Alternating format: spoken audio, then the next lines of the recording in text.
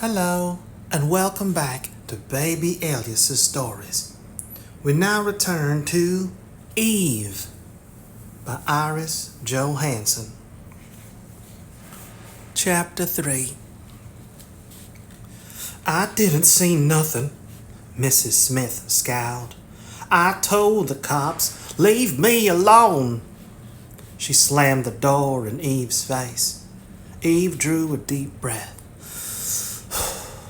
It was the 9th door that she'd knocked on. 2 of the occupants had been too stoned to even understand what she was talking about. The others had been either indifferent or clearly afraid. All of them were very annoyed to be disturbed in the middle of the night.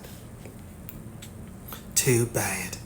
If she'd waited for morning, the hospital might have already made a decision to turn the baby over to the DEFACS. She had to get Manuel away from them right away. She turned away. Don't get discouraged. She still had other doors to try, other people to try to persuade. All it would take was one person, one witness, and Rosa would be safe. Eve! She turned to see Rosa running up the stairs. Her face was glowing, and she was carrying a sleeping Manuel in her arms. They let you take him? Eve smiled jubilantly. That's wonderful. Did your papa convince them what a great mom you are? She shook her head. He signed the release papers and left. She was stroking the baby's silky hair as she balanced him against her shoulder. But I prayed and prayed, and God must have heard me.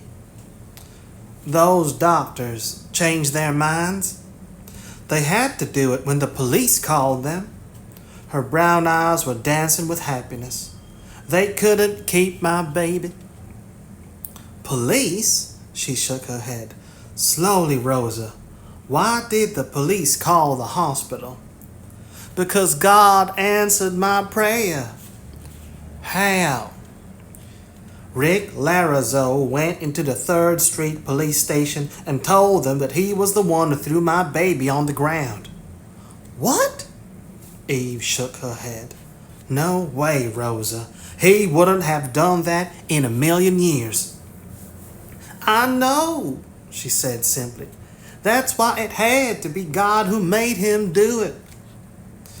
I don't want to shake your faith in God, but I think there has to be some other explanation. I don't think he would bother to deal. But you can't give me any other reason.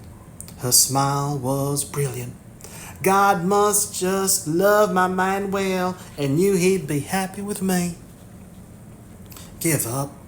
It was as good a reason as any other that she could think of, and it was making Rosa happy. Who wouldn't love your baby? She asked gently. I'm glad he decided to intercede. Her tone hardened. And I hope he used his influence to throw Rick Larazzo into the hoosgow for the next 20 years. Rosa giggled and started up the next flight of stairs to her apartment. I'll pray, Eve. Maybe it will happen. He's listening to me right now.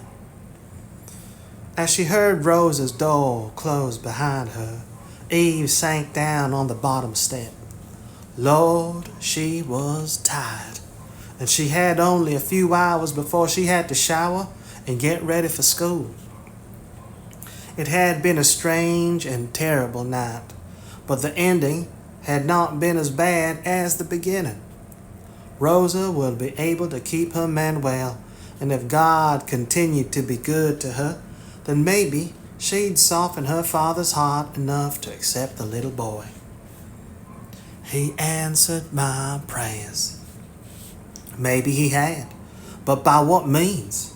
Rick Larazzo was an addict, and he'd been wild tonight. Even if he'd come down off whatever he was on, he wouldn't have waltzed into a police station to confess. He would have known that they'd book him, Being locked away from drugs was a nightmare he wouldn't have risked.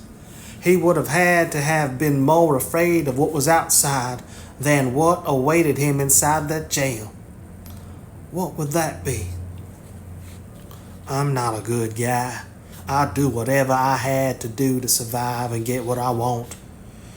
You really want to help her, don't you? John Gallo? He had handled Larizzo as if he were nothing, and it had taken him no time at all to knock him unconscious. How long would it have taken? What terrible punishment would he have handed out to force Larizzo to actually go into that police station and confess? And would he have done it if she hadn't said that she wanted to help Rosa any way she could? If not, then his act bound her to him in a dark, breathless intimacy. It was all guesswork. John Gallo might not have been involved at all. She got to her feet and started up the flights of stairs. She'd probably be able to go straight to bed. She doubted if Sandra would be home. She spent the nights with friends most of the time. She only showed up at the apartment once or twice a week. No, she couldn't go to bed yet. She hadn't done her geometry.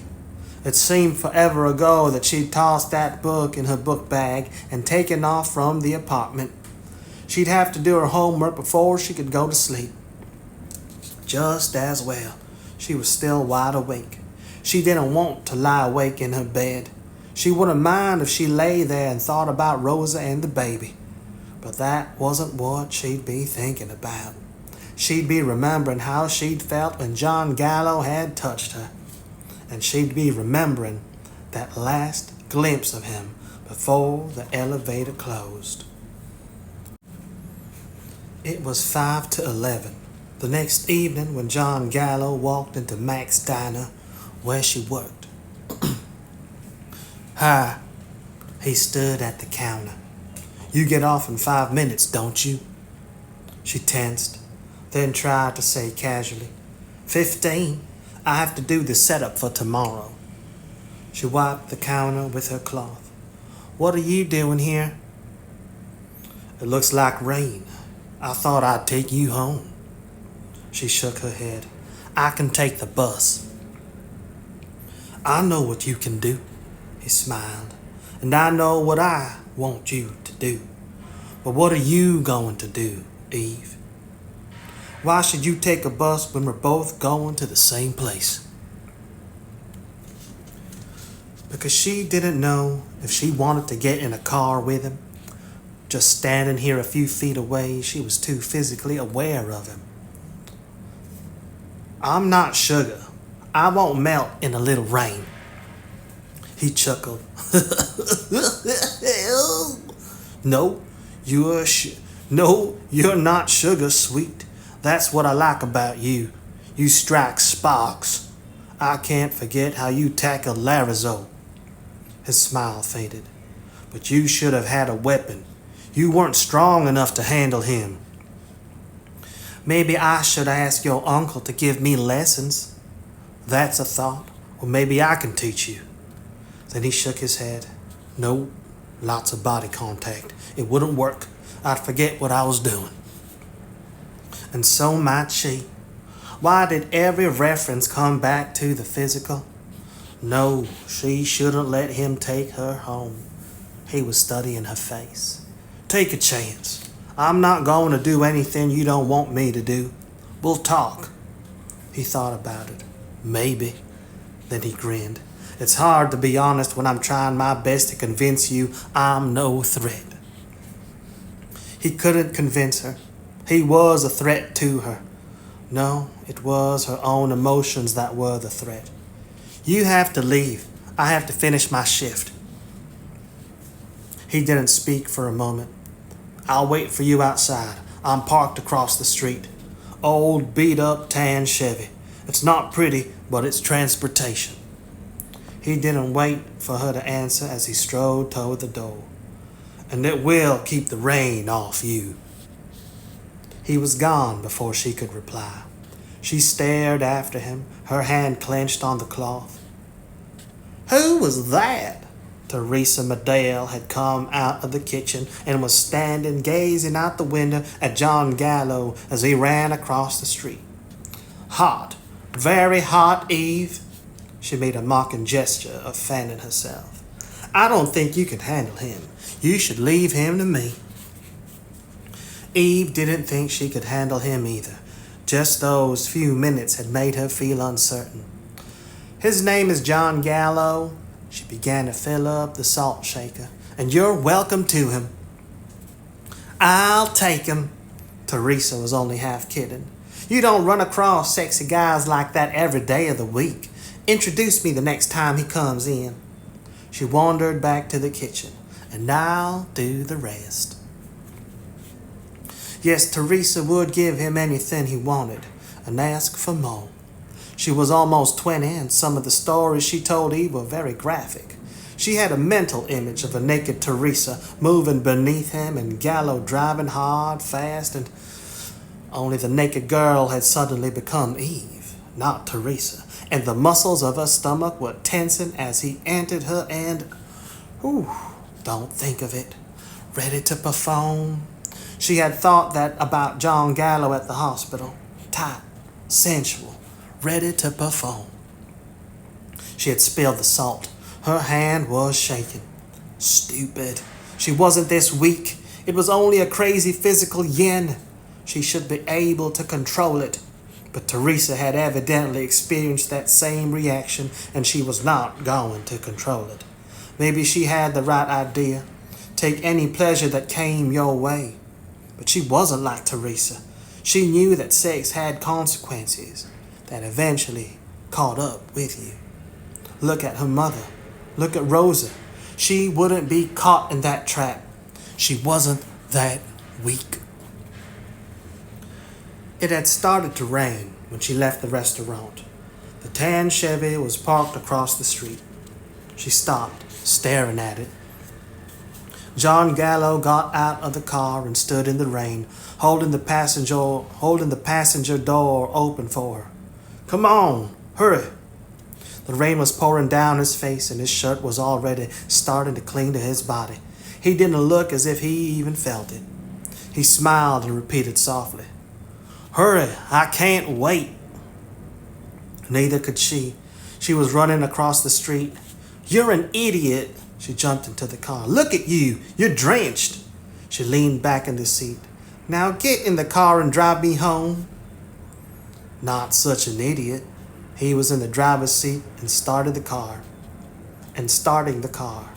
I needed something to help you make up your mind. He slanted a glance at her. And I don't melt either, Eve. At least not in the rain. I should have left you standing there in the downpour, Eve said. And I will next time, or I'll send out Teresa, one of the girls I work with. She wants to meet you. Not interested, he smiled. And you wouldn't leave me out in the rain. Why not? I might rust. I'm going to be too valuable to you for you to take the chance. You're going to like the way I move. Stop it. She drew a deep breath. You said we could talk. This isn't talk. This is some kind of game I don't know how to play. I know how to play it, and it's all I can think about. He stared straight ahead, watching the windshield wipers brush the rain. Okay, talk. How is Manuel? Fine. It's as if last night never happened. She paused. What did you do to Rick Larizzo? Who said I did anything? What did you do?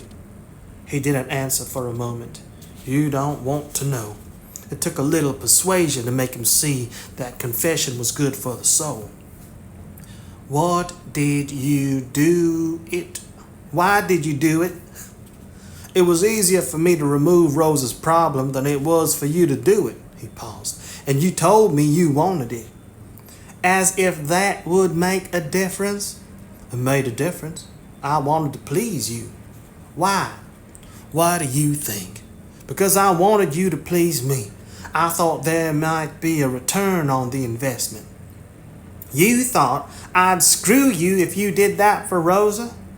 He sighed. If you want to put it bluntly. I do. I hate people who beat around the bush. And I didn't tell you to go after Larizo, she added grudgingly, though I might have done it if I had thought it would work. He deserved to be punished. Oh, he was. But I wouldn't screw you as some kind of reward. That would be nuts. It wouldn't if it turned out to be a mutual reward. I was just hoping to sway you a little in my direction. He lifted his brow. Are you swayed? No. Then I'll have to keep on trying. They had reached the housing development, and he pulled the car over to the curb across the street from the project. I've only just begun. The rain was pounding on the roof of the car and enveloping them in a rhythmic sound that had its own intimacy. Intimacy. That was what Eve had been trying to avoid, and all of a sudden it was there, surrounding her. Thanks for the lift. She reached for the handle of the door. Good night. It's still pouring. Stay a minute until it lets up. I have to get to bed. I have school tomorrow. No mother waiting anxiously for her little girl? No. You were all bent out of shape when I mentioned drugs. You took it personally. Is she the user? She didn't answer directly. I hate what they do to you. He nodded. She's the user. I don't like them either. My uncle was on prescription drugs for a while, and it turned him into another person. Does she make it rough on you? You mean, does she beat me? No, she's not like that, even when she's on the stuff. She just wants everything pretty, and it looks that way to her when she sees it through a veil of crack. She doesn't see that everything is really falling to pieces around her. Not a good life for you, I imagine, she said tersely. Keep your pity. I don't need it. I don't pity you, he smiled. I wouldn't let myself. It might get in the way of getting what I want. I told you that was my main objective. Why? She looked straight ahead. Why me? I'm not drop dead gorgeous. I'm not even particularly pretty. No, you're not. His smile vanished. You're too thin, and your face doesn't look like some movie stars. But I don't want to stop looking at it. Do you know what I thought when I first got a good look at you when you were sitting on those stairs? You burned, Eve. Your hair was shining more red than brown under those lights, and your whole being was focused on Rosa and her baby. You were so alive and intense. I felt as if I'd scorch my fingers if I touched you, he added softly, and I couldn't wait to feel the burn. She was feeling that burn. With every breath she took, she swallowed and pulled her gaze away. That's crazy. I don't want this. Why are you bothering? Why don't you go screw Teresa or someone else? When you get down to it, isn't one girl as good as another to a guy? That's what I've always heard.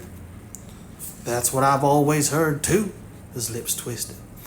Hell, that's what I've always believed. Sex is sex. Why not take it wherever you can? So, but it's not working right now. There's some kind of wild chemistry going on between us. I've heard about that happening, but I thought it was a bunch of bull. But I felt it the minute I saw you, and I think you felt it too. I don't want anyone else. It has to be you, Eve. No, it doesn't. Not if I don't want it, she said shakily.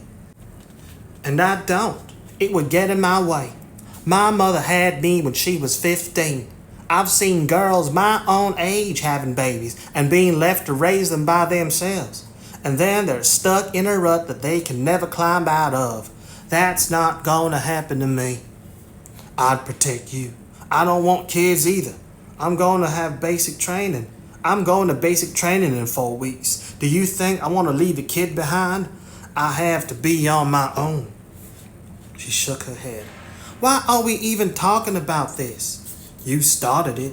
His hands clenched on the steering wheel, and I'm glad you did. I wanted to have everything above board. I don't want to hurt you, Eve. We can take what we need without hurting each other. Let me show you. No! She jumped out of the car. It was still raining, and she was wet in seconds. You won't hurt me because I won't let you. She started across the street. I can take care of myself. I'll pick you up at work tomorrow night, Eve. Haven't you been listening to me?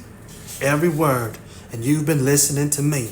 That means progress. He started the car. I'll see you tomorrow night. She slammed the heavy door of the entrance behind her. Close him out. Close out the thoughts his words had brought rushing to the surface. She wouldn't do it. Every word he'd said was still with her. She was wet and she could have been chilled, but she felt as if she had a fever. Yes, that was it. That was exactly what John Gallo was. A fever that would leave her if she didn't let it take over her mind as well as her body. It was clear that he'd had a lot of experience in sexual encounters. His interest in her was probably fleeting and would go away soon. Then she would not have to deal with these bizarre and disturbing feelings again. All she had to do was hold on. Hello, Eve. He walked up to the counter at 10:40 the next evening. I came a little early. I thought I might need to do a little repair work. Repair work? Haven't you been trying to tear down everything that I tried to do last night? He chuckled. Don't answer. She didn't intend to answer. I don't need a ride home. You might as well leave. He shook his head. I'll stick around. You might change your mind. I won't.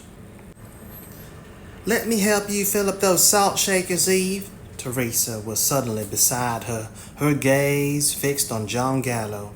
Hi, I'm Teresa Medale. Are you a friend of Eve's? I'm trying to be. He smiled at Teresa. John Gallo.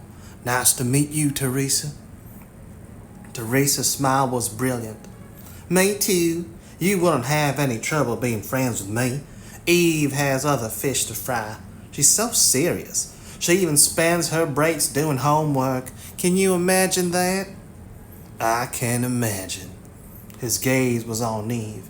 I can imagine all kinds of things about her. Eve could feel that now familiar heat moving through her. She abruptly turned away. You two get to know each other. I'll go clean the soda machine. She disappeared into the kitchen, and she kept busy doing preps for the next 20 minutes. She was aware of Teresa's laughter and John's voice, but avoided looking at them. It was only when she saw John leaving the restaurant that she came back out front to finish the counter fill-ups. Thanks for giving me my chance with him. Teresa's gaze was on John moving across the street toward his Chevy. Damn, he's sexy. Will you look at that tight butt? Eve automatically glanced at John, then hastily averted her eyes. She didn't need Teresa drawing her attention to anything about him. Did you make any progress? Maybe. I gave him my telephone number. She was still staring at him as he got in the car. Of course, he wouldn't make a move on me since he was here to see you. He said he'd wait outside for you. Why don't you go out to the car and talk to him? It's 11 now. Clock out and I'll finish your side work. Teresa's brows rose. Are you kidding? Are you trying to get rid of him? Yes. Teresa stared at her in disbelief. You've got to be crazy. I knew the minute I saw him that he was a good time walking. He could give a girl a really good ride. Then go have your good time. Eve didn't look at her as she finished filling the pepper. Like you said, I'm too serious for him. Well, I'm not. Teresa clocked out and was heading for the door. Thanks, Eve. Eve put the cap on the shaker. Don't look out the window and see whether Teresa had been welcomed by John. Of course she would be. She was pretty and sexy and very willing. Eve had done the right thing. Soon she wouldn't have to worry about... Eve! It was Mr. Kimball, frowning as he called her from the kitchen. Phone call for you. It's your mother. I've told you all that there are rules about receiving calls here unless it's an emergency. Sorry. She moved quickly toward the phone on the wall. You know, I've never gotten one before, Mr. Kimball. There must be some mistake. He turned away. See that it doesn't happen again? Yes, sir. She picked up the phone. Sandra, I can't talk now. Why did you call me here? He hurt me. Sandra was sobbing. I thought Jimmy was such a nice man. We had such a good time. But he hurt me. I'm bleeding, Eve. Bleeding? Eve stiffened. How did he hurt you, Sandra? He slapped me and cut my lip. And then he punched me in the stomach. Why would he hurt me like that? It wasn't as if I wasn't going to let him. But a woman has to be treated with respect. Where are you? A hotel room at the Marriott. Is he still there? No. He said he was going to go out and find a dealer and score some heroin. He said I needed to be sweetened up a little. She paused. I'm scared of heroin, Eve. I take other stuff, but I'm scared of heroin. Sandra, why are you calling me? Why don't you just walk out of there? He locked the door from the outside. How did he do that? Never mind. Call downstairs to the front desk and have them send someone up to let you out. I can't do that. That would make a fuss, and those security people would be on the lookout for me if I ever came back into the hotel. Then don't go back. That would be awkward. There are a lot of nice little get-togethers at these hotels. It would be easy if you just came and got me out. And how am I supposed to do that? How do I know? Sandra was crying again. You're smart. You're always thinking. Think of a way to get me out of here before he comes back. I don't like to be hurt. I don't want to take that heroin. But if he says he's going to hurt me, fix it. You own me, Eve. Find a way to help me. Anger and fear were racing through Eve, and she tried to suppress both so that she could think. All Sandra had to do was call the front desk, but she wasn't about to do it. Typical. She'd rather take a chance on everything working out so that she could have it all. I really am bleeding, Eve, Sandra said. He didn't care. He's not a nice man. And if Sandra didn't get out of there, she was going to risk either a brutal beating or an overdose. How long has he been gone? I don't know. It seems like a long time. If Sandra was on crack, that could mean anything. 2 minutes or 2 hours. What's your room number? It's 212. 2012. I'll come after you. Go to the bathroom and wash your face and try to stop the bleeding. I will. You'll hurry? I'll hurry. She hung up the receiver and leaned her head against the phone for a moment. She tried to think. Damn it, Sandra. Why wouldn't you just call the desk? But Sandra wasn't going to do it, so that meant the ball was in Eve's court. So get it done. She whirled and strode toward the front entrance. I have to go, Mr. Kimball. Emergency. A moment later, she was running across the street toward John's car. Teresa was leaning with her elbows on the open window of the passenger door, talking to John. She glanced at Eve in surprise as Eve nudged her aside. Get out of my way. I'm in a hurry. Eve jumped in the passenger seat and turned to John. Take me to the Marriott Hotel. A hotel? That's too good to be true.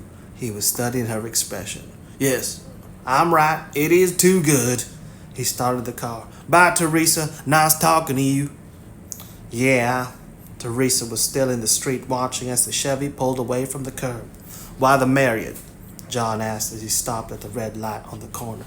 Sandra, my mother is in trouble. Someone beat her up and locked her in the hotel room. I have to get there as quickly as possible. And I had a car. The Marriott is 10 or 12 blocks away. Just drop me off and I'll take it from there.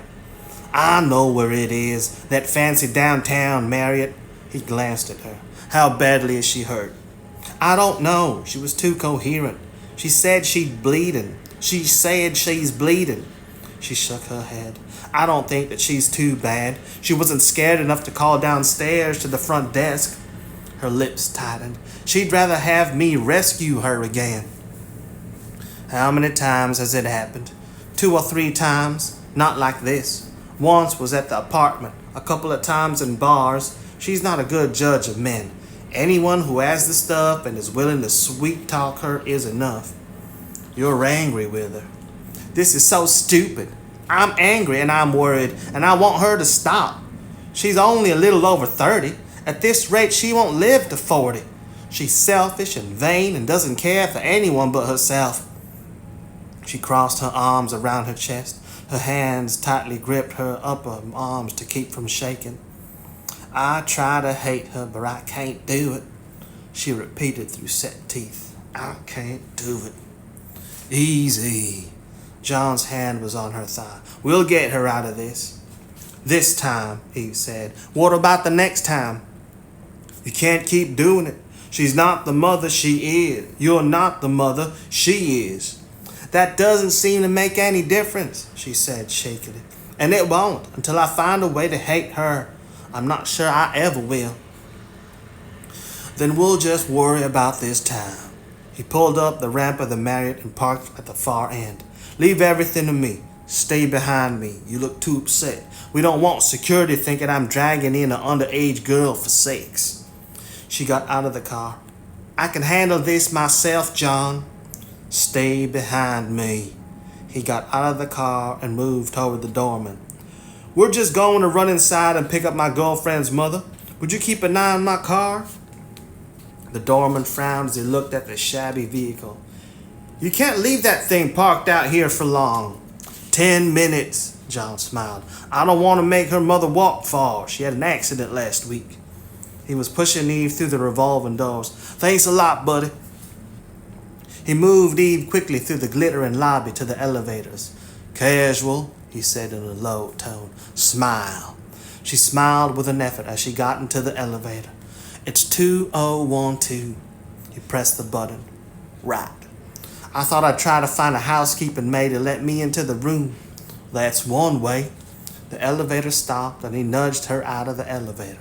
It might take time to find one that we can con into unlocking the door, but I don't understand how we could lock her in. He stopped in front of 2012. At any rate, let's try my way first. He bent over the lock. You sure this is the right room? Otherwise it could prove embarrassing. She said 2012, but no, I'm not sure. I'm never sure with Sandra. What are you doing? Picking the lock. Something your uncle taught you? Nope. Something I learned when I was running with a gang when I was 14. I told you I wasn't a good guy. He frowned. Oh, that's how he did it. He pulled on the knob and it came off in his hand. He smashed the knob off. His gaze narrowed on the lock, then he took out his pocket knife and started to work on the tumblers. And then he stuck in something metal to jam the lock and put the knob back. I don't think this is the first time that he did something like this. Your mom should be more careful with her friends. He worked for a minute and straightened. That should do it. He pushed and the door swung open. There we go. Sandra? Eve pushed the head of John into the room. It's Eve, are you? Eve! Sandra came running out of the bathroom. Her hair was mussed, her pink dress torn, her face bruised and washed clean of makeup. I knew you'd find a way, honey. She gave Eve a hug. It's been positively terrible for me. Men like him should be arrested. Then stay away from men like him. Eve pushed her back and looked at her. Yeah, she was definitely on something, but Eve didn't know how deep. Deep enough for her not to realize that she'd been beaten worse than she'd thought. 4 bruises marked her fair skin. She had a black eye and her lip was cut. He worked you over, Sandra. I told you he wasn't nice to me. She lifted her hand to her lips. See my cut? He didn't have to do that. Her gaze wandered to John Gallo. Who is this, honey? John Gallo, John said. I'm a friend of Eve's. He looked around the room. We should get out of here. Do you have anything you need to take with you? My purse, she gestured vaguely. On the bed. She was studying John as he got her purse and handed it to her. What a good-looking young man. Have you been keeping him from me, Eve? And he's so polite. I wouldn't mind you having a young man like him. A woman needs a man to take care of her needs. You've never seemed to understand that. We have to go, Sandra. She took Sandra's elbow and pushed her toward the door. Try to walk straight when we get to the lobby. You have to move fast if you don't want to attract attention. She nodded. Mustn't do that. Hotel people are so suspicious. She looked back at them over her shoulder. How did you get in the door? I didn't ask. What's this? A big, muscular man in a tan sport coat was standing in the doorway. Where do you think you're going, Sandra? She stopped. Hello, Jimmy. She moistened her lips. I'm going now.